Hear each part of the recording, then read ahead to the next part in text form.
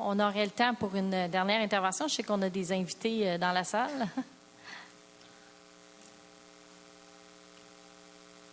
Bonjour, Mesdames, Messieurs les conseillers, Madame la mairesse. Mon nom est Stéphane Luce. Je suis président fondateur de Meurtres et disparitions irrésolues du Québec.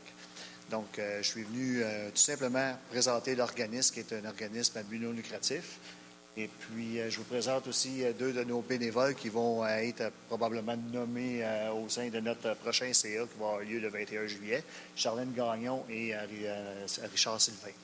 Donc, j'ai œuvré au sein de l'Association des familles de personnes assassinées ou disparues aux côtés de Pierre-Hugues Boisvenu pendant 8 ans. Ça m'a permis d'aller chercher de l'expérience sur le terrain, mais il restait quand même une chose qui n'était pas... qui n'était pas saisie par l'association, c'est justement la visibilité des victimes. Donc, Meurtres et disparitions irrésolues du Québec a mis sur pied, en fait, des affiches de 30 par 36 qui sont apposées sur des camions remorques et des 53 pieds sur les routes. Et puis, ces 53 pieds-là passent dans les villes où est-ce que les disparitions et les meurtres se sont passés parce que, malheureusement, on n'en entend pas assez parler. Donc, on peut avoir des émissions à la télévision, on va en parler une fois, puis après ça, on n'entend plus parler. Tandis qu'avec une affiche comme ça, bien, il y a des milliers d'automobilistes à tous les jours qui les voient, puis la réponse peut se trouver aussi bien en Gaspésie qu'à Gatineau. Donc, la raison pour laquelle je me présente ici pour vous présenter ça, c'est qu'il y a l'affichage mobile qui est en cours, mais il y a l'affichage fixe aussi, puis l'affichage électronique que j'aimerais implanter. Étant donné que je travaille dans la ville de Magog depuis plus d'1 an, je suis ici à tous les jours, ma voiture est affichée, j'ai des bons commentaires. Je vais penser peut-être à avoir une vitrine dans la ville de Magog, parce qu'il y a beaucoup de touristes. D'ailleurs, mes invités, quand ils viennent chez moi, mais ils me disent toujours, on va arrêter à Magog avant. Donc, il y a beaucoup de chances que peut-être qu'une personne puisse tomber sur ces affiches-là et puis donner de l'information qu'on va transmettre directement aux policiers. Et puis, il y a aussi une deuxième affiche qui est ici, qui est toute nouvelle. En fait, cette semaine, j'ai reçu mes affiches du numéro 19 à 24, donc 24 différentes victimes, qu'on a toutes mises sur une affiche comme ça. C'est sûr que si on pourrait avoir une place pour s'afficher, immodifiable, j'aimerais ajouter les noms, les dates et tout, mais pour le coup d'œil, je crois que ça veut tout dire. Et puis, il faut prendre en note aussi que ce qui est écrit en bas, bien, sauf celui-là, c'est moi qui l'ai choisi, ça n'arrive qu'aux autres. Parfois, les autres sont près de nous. C'est vrai, ça. Je suis moi-même le fils d'une femme qui est assassinée en 1981 dans sa chambre à coucher. Et puis, c'est toujours non résolu aujourd'hui. Et puis, je milite pour ça. Je ne peux pas faire grand-chose pour mon dossier, mais je peux peut-être faire quelque chose pour le dossier de toutes ces personnes-là.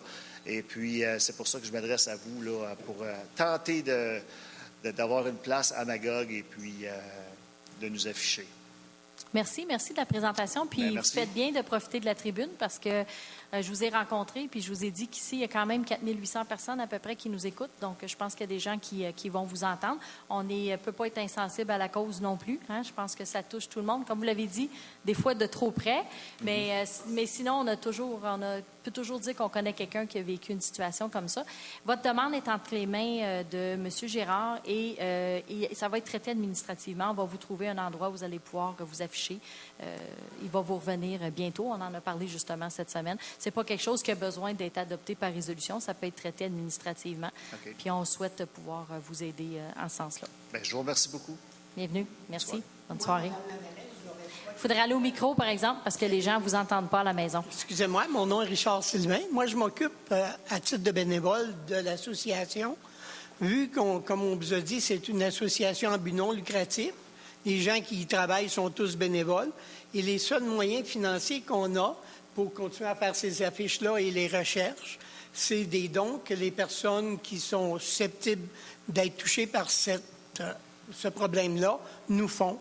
C'est pour ça qu'à titre de bénévole, moi, je vous demanderais, Madame la mairesse, ainsi que Madame et Messieurs, des membres du Conseil, s'il y avait une possibilité que la Ville de Magog puisse nous octroyer une petite subvention pour qu'on puisse continuer à faire notre travail. Je sais qu'on n'est pas un organisme qui a été reconnu avant par la Ville de Magog. Je sais qu'il y a des démarches à faire pour que la Ville appuie certaines associations. Nous, on vous l'a fait ce soir, la demande, et on laisse à votre discrétion la possibilité, si vous pouviez peut-être nous octroyer un petit montant. Est-ce que ce serait possible de juste, je pense que je vous l'avais dit, peut-être que je me répète, juste d'avoir la demande écrite, parce que oui, vous ne rentrez pas d'un programme, donc si jamais le conseil acceptait, ce serait dans leur enveloppe discrétionnaire, mais juste de faire une petite demande écrite qu'on puisse la traiter. Bien, je vous remercie beaucoup et on va la faire. Parfait. Merci de nous avoir écoutés. Merci. Merci.